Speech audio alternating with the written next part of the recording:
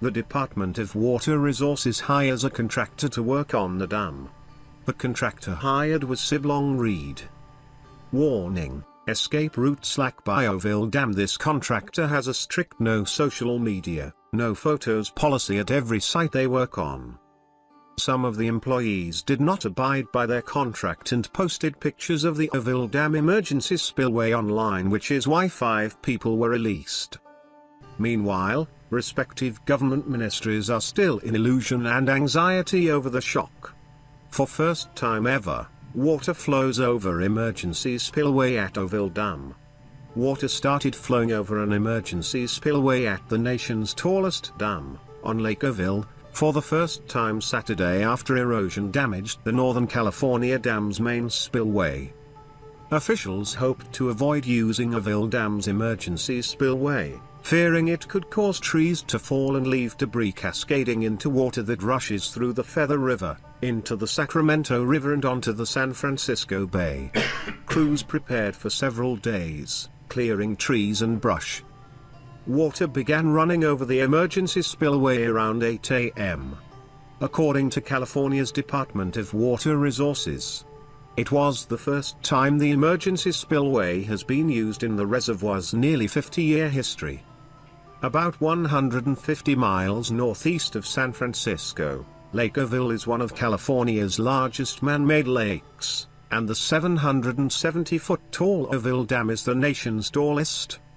The lake is a central piece of California's government-run water delivery network, supplying water for agriculture in the Central Valley and residents and businesses in Southern California.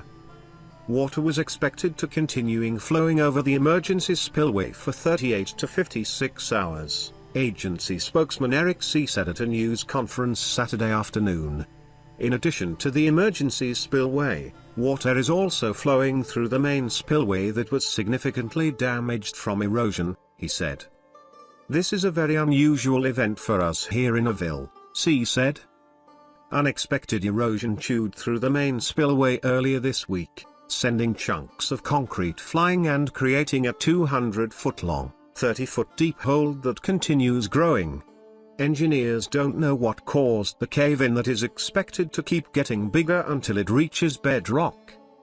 Bill Croyle, the Department of Water Resources acting director, said officials are continuously monitoring the erosion both on site and through cameras. This is Mother Nature kind of kicking us a few times here, he said.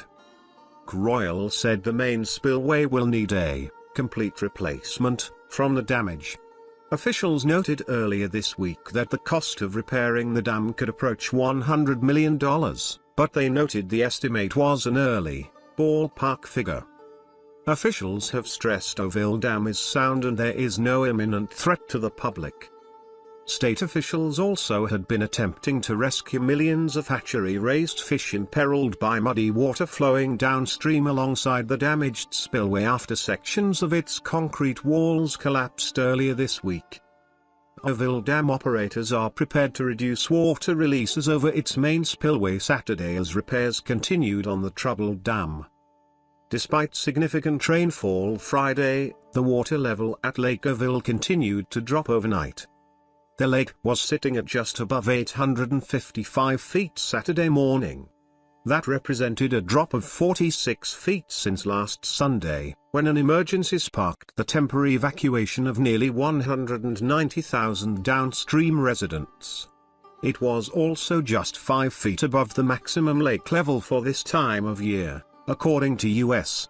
Army Corps of Engineers flood control regulations. Water releases were dialed back Friday to 70,000 cubic feet per second on the damaged main spillway.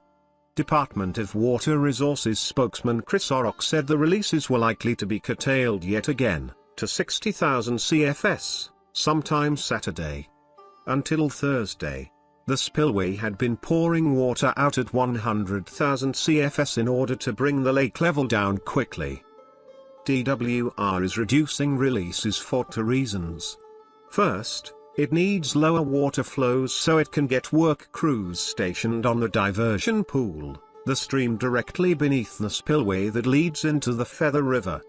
The pool has gotten clogged with debris from the giant crater that was discovered on the spillway February 7, backing up water to the dam's hydroelectric plant. That's made it impossible to operate the power plant, which is capable of releasing water at 14,000 CFS. We continue to put additional construction crews in the diversion pool, Oroville said. The second reason is that, as the lake level decreases, it becomes harder to push water out of the spillway at a high rate. We're taking too much water out of the reservoir, it's too low, Oroville said. Oroville added that a second work crew was continuing to make repairs to the eroded hillside beneath the dam's emergency spillway. It was erosion on that hillside that sparked fears that the emergency spillway would fail last Sunday, prompting the evacuation order. The order was rescinded Tuesday, but downstream residents have been told to stay ready to leave again. DWR officials have said they're confident the reservoir will have enough empty space to withstand a major rainstorm expected to hit the region Monday and Tuesday.